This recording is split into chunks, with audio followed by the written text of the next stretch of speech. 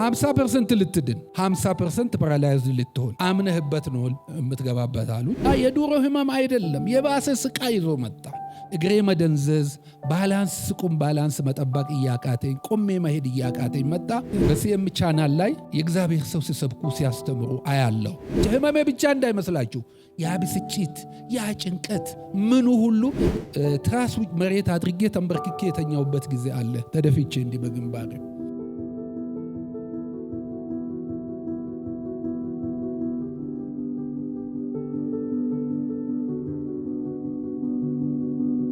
እግዚአብሔር መልካም ነው። እግዚአብሔር ያደረገልኝ በእድሜ እጅግ በጣም ብዙ መልካም ነገሮችን አድርጎልኛል።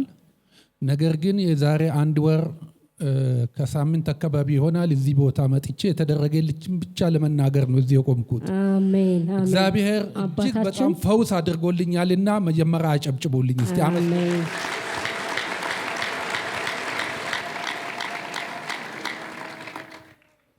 እኔ አቶ ኢዴቻ እባላለሁ። የ71 ዓመት እድሜ ሽማግሌ አዛውንት ነኝ። የእድሜ ባለጸጋም ነኝ። እግዚአብሔር የተመሰገነ ይሁን። የ2 ልጆች አባት ነኝ። የመጣሁት ከዱከም ነው። የዛሬ 36 ዓመት አካባቢ እቃ ጭኜ እዚሁ አዲስ አበባ ከተማ ውስጥ ጫኙ ስቶር ኪፐሩና እቃውን የሚቆጥሩ ሰዎች በቁጥር ሳይግባቡ ሲቀሩ እቃውን ይዤ የሚሄደው ማስረክበው እኔ ስለሆንኩ ለመቁጠር መኪና ላይ ወጣለሁ። እየቆጠርኩ ወደ ኋላ ሲሄድ መጨረሻ ደረስኩኝ። ከኋላ ያለው መሬት ያለው እስፓልት ነው። እንዳለ በቂጤ ሄጄ እስፓልት ላይ ነው ያረፍኩት። በዛን ጊዜ ራሴን አላወቁም። ፌንት አደረግኩ። ኦልሞስት ሞቷል ብሎ ከሴት ነጠላ ተቀብሎ ነጠላ አለበሱኝ።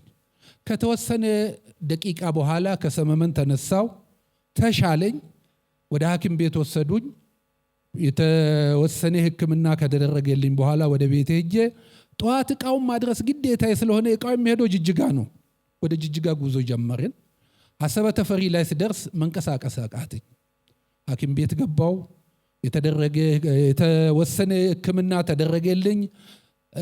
ማስታገሻዎች ተሰጡኝ።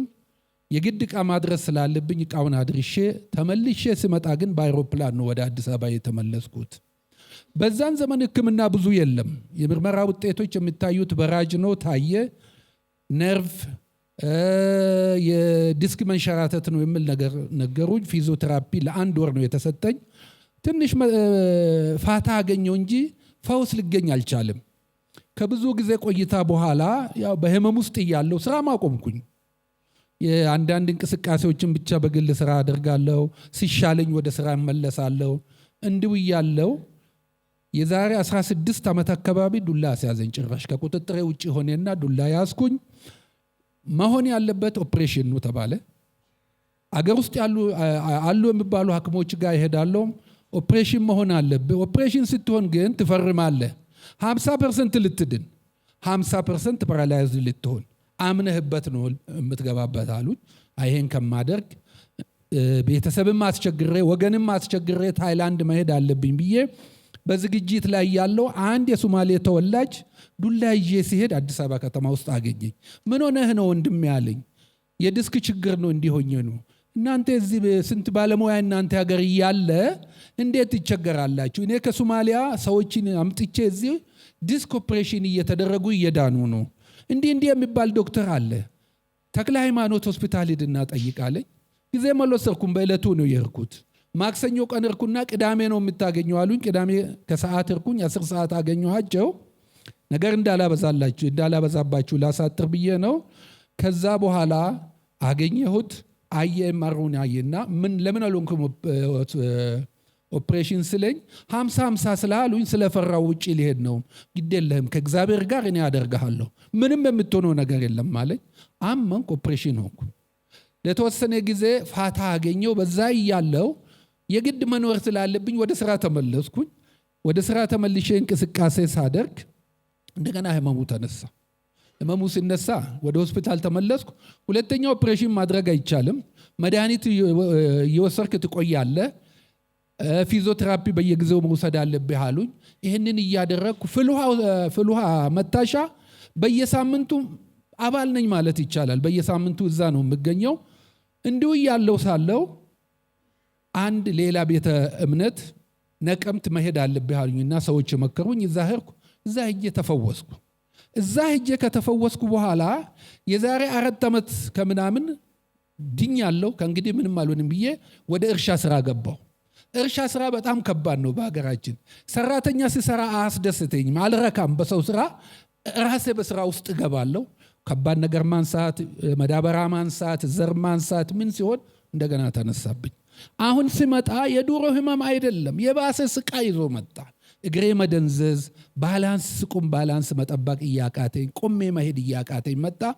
ምንድነው ማድረግ ያለብኝ ብዬ ስሰቃይ በሲኤም ቻናል ላይ የእግዚአብሔር ሰው ሲሰብኩ ሲያስተምሩ አያለሁ። ለተወሰነ ቀን ስመለከት ሲያስተምሩ ሲሰብኩ በተረጋጋ መንፈስ ለሰው ልጅ በሚገባ መንፈስ ተረጋግቶ ስለሚያስተምሩ ሱሰኛ ሆንኩኝ። ህመም ያለባቸው ሰዎች እንዴ ስናገር ቀልድ እንዳይመስላቸው፣ ቋሚ ህመም ያለባቸው ሰዎች ማታ ታብሌት ውጦ ነው የምተኙት። እኔ ታብሌት ሆነኝ ማታ ሳላዳምጥ አልተኛም። በዚህ ያለው የኔ አይነት ህመም የታመመ ወንድም እዚህ ስፈወሳየውና ለምን አልሄድም ብዬ መጣው። የዛሬ ወር ከምናምን መጣውና እዚህ ስገባ ማስተናገጃ ጋር ስገባ ያሉት ልጆችም የተባረኩ ናቸው። የሕክምና ወረቀት ይዤ አልመጣውም ነበር፣ ማስፈለጉን አላወቅኩም። ሁኔታውን ሳስረዳቸው በደስታ ተቀበሉኝ። መጣው ገና እዚህ በር ስገባ አስመላኪዋ ስታስመልክ ስገባ ሰላም አገኘው። ምንድነው የህመሙን መንፈስ ልንገራችሁ፣ ያበሳጫል። ህመሙ ሲነሳ ያበሳጫል። መተኛት አልችልም፣ እሰቃያለሁ። በጎን አልተኛም፣ በጀርባ ያሰቃየኛል። አንዳንዴ ትራስ መሬት አድርጌ ተንበርክኬ የተኛውበት ጊዜ አለ፣ ተደፍቼ እንዲህ በግንባሬ። ቤተሰቤ ግን ይሄን አይረዳልኝም፣ ያበሳጫል። ትንሽ ነገር ነው የሚያበሳጨኝ። የዛን ቀን ግን ይችን በር ስረግጥ ነገር ሁሉ ቀለለኝ። ጭንቅላቴ ሁሉ እንደው ተከፈተ፣ ክፍት ሆነ። እግዚአብሔር ይመስገን። እግዚአብሔርን አመስግኑልኝ እስቲ።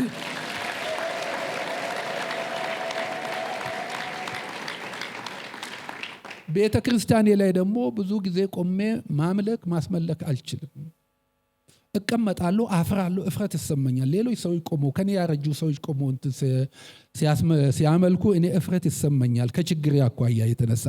ያን ቀን ግን እዚህ ገብቼ እስከ መጨረሻው አስመላኪዋ ማስመልካል፣ ዘማሪውም ዝማሬውን እስኪጨርስ ነው የምነግራችሁ። ቀጥ ብዬ ነው የቆምኩት። ይገርማቸዋል። በዚህ ውስጥ እያለው ሰው ልጅ ሲሞቆ ከብብቱ ከምን ነው ሙቀት የሚጀምረው? እኔ ከዚህ በታች ሙቀት ለቀቀብኝ። ምንድን ነው ይሄ ነገር? ጌታ ፈውስ መጣ እንደ እያልኩኝ ጌታ ተባረክ፣ ፈውሴን ተቀብያለሁ። ሰው ሌላ ሲጸልይ ሌላ ስል እኔ ፈውሴን ተቀብያለሁ ነው ብሎ እንደዚህ ስል ላብ ለቀቀብኝ። ከዛ በኋላ ሰላም ሆንኩኝ። እስከ መጨረሻው ቆሜ አምልኬ ከዚህ ወጣሁ። አምልኬ ቆየው። የእግዚአብሔር ሰው መጣ። መንፈስ ቅዱስ ነገረው መሰለኝ። ብዙ አልታገለም። ነካ አርጎ ጸልዮልኝ አለፈ።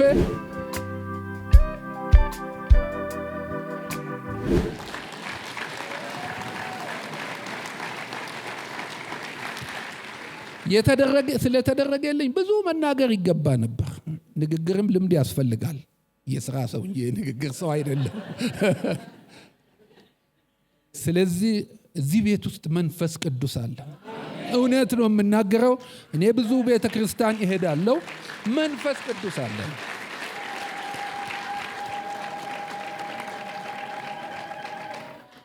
ምን ነው ባልራቀብኝ ብዬ የምጸልይበት ጊዜም አለ። ከዱከም ነው እዚህ የምመጣ። በአሁን ጊዜ ነዳጅ ችግር ነው፣ ምን ችግር ነው? እግዚአብሔር ይመስገን። ያው በተቻለ ጊዜ መተን እንካፈላለን። አሁንም ይሄ ክብር፣ አሁንም ይሄ ጸጋ ከእግዚአብሔር ሰውም ሆነ ከዚህ ካሉ ሰራተኞች አይወሰድ። እግዚአብሔር በረከቱንና ጸጋውን ያብዛለት። ለዚህ ሰው ቤተሰቡ ይባረክ። እኔ ተባርኬያለሁ፣ ሰላም አግኝቼ። ህመሜ ብቻ እንዳይመስላችሁ፣ ያ ብስጭት፣ ያ ጭንቀት፣ ምኑ ሁሉ የዓለም ጉዳይ ንቄ ነው የታውኩት ከዛን ቀን ጀምሮ። እግዚአብሔር ይመስገን።